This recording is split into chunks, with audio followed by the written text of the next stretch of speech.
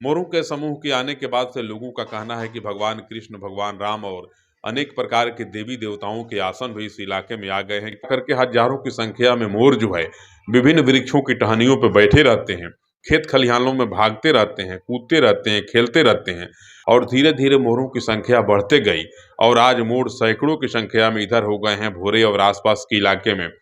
सिवान और गोपालगंज के पश्चिमी छोर से होकर के बहने वाली झरही नदी जो ऐतिहासिक नदी है, उस नदी के तट पे विगत 1.5-2 वर्षों से मोरों का झुंड जो है वास कर रहा है। इसके किनारे पे मोरों की संख्या निवास करती है। कहा जाता है कि हजारों हजारों की संख्या में सिवान और गोपालगंज के विभिन्न घाटों पे झरही नदी के तटों के स्थित वनस्थलियों में मोर पंछियों का झुंड जो है, समूह जो है वास करता है, जिसको देखने के लिए लोगों की भीड़ उमड़ रही है। कहा जाता है कि आज से लगभग 2 वर्ष पूर्व भोरे थाना क्षेत्र के हुस्सेपुर और आसपास के इलाके में मोरों का 2-3 जोड़ा ही आया था और मोरों की संख्या 2-3 जोड़ा थी, यानी 4 से 6 की संख्या में मोर थे और धीरे धीरे मोरों की संख्या बढ़ते गई और आज मोर सैकड़ों की संख्या में इधर हो गए हैं भोरे और आसपास के इलाके में। यहाँ से थोड़ा सा दक्षिण दिशा के तरफ अगर हम बढ़ते हैं, मैरवा, गुठनी, दरौली इत्यादि क्षेत्रों में झरही नदी के तट पे जब आप जाते हैं तो देखेंगे कि वहाँ कुल मिला जुला करके हजारों की संख्या में मोर जो है विभिन्न वृक्षों की टहनियों पर बैठे रहते हैं, खेत खलिहानों में भागते रहते हैं, कूदते रहते हैं, खेलते रहते हैं और हद तो तब हो जाती है, लोगों के प्रसन्नता के बादल तो और तब छटने लगते हैं जब मोरों का झुंड प्रत्येक दिन सुबह आसपास के गांव में जाता है, लोगों के छतों पे विचरण करता है, लोगों के दरवाजे पे विचरण करता है और लोग अपने अपने मोबाइल से वीडियो बनाते हैं और मोरों के लिए दाना डालते हैं। कहा जाता है कि मोर पंछी राष्ट्रीय पंछी हैं और मोरों का समूह वृंदावन के अलावे देश के कई अन्य प्रदेशों में था, वाल्मीकि नगर के घाटियों में था, वाल्मीकि नगर के जंगलों में था, लेकिन मोर इधर कहीं नहीं दिखते थे। सिवान और गोपालगंज के आसपास के इलाकों के लोगों का कहना है कि मोरों की संख्या लगातार बढ़ रही है। जब आप हुस्सेपुर जाएंगे, जब आप भोरे के अन्य गांवों में जाएंगे, जब आप मैरवा के झरही नदी के तट पे जाएंगे और वहां के आसपास के लोगों से बात करेंगे तो लोग एक ही शब्द कहते हैं कि बाबू मोर पहले 2-3 ही 4 ही आए थे और धीरे धीरे बढ़ते बढ़ते प्रत्येक साल जो है सैकड़ों की संख्या में मोरों की संख्या बढ़ रही है और यह अति प्रसन्नता और खुशी का विषय है। आसपास के लोगों का कहना है कि जब से मोरों का बसेरा, मोरों का झुंड, मोरों की मंडली यहाँ आई है, तब से आसपास के खेत खलिहानों में फसल का पैदावार बढ़िया होने लगा है और चारों तरफ सुख, शांति और समृद्धि आ गई है।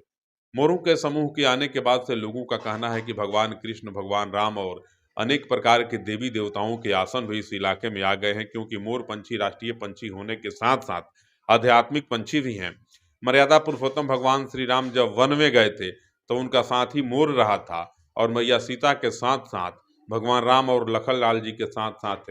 मोर खेलते थे। मोर उनकी कुटिया के चित्रकूट के आसपास आकर के मोरों का बसेरा रहता था।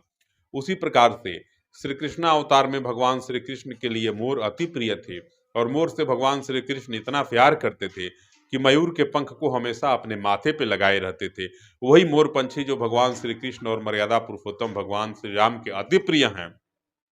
उन मोरों का झुंड जो है गोपालगंज जिले के भोरे के अलावे कई अन्य प्रखंडों में दिखने लगा है। वहीं सिवान जिले के मैरवा, नौतन, गुठनी, दरौली, रघुनाथपुर, हुसैनगंज इत्यादि प्रखंडों में झरही नदी के तट पे मोरों का बसेरा देखा जाता है। आसपास के लोगों का कहना है कि मोर प्रत्येक दिन अहले सुबह झाड़ियों से निकलते हैं, नदी के तट की स्थित जो वृक्ष हैं, वृक्षों की टहनियों से उड़ान भरते हैं और आसपास के गांव में जाते हैं, लोगों के छतों पर बैठते हैं।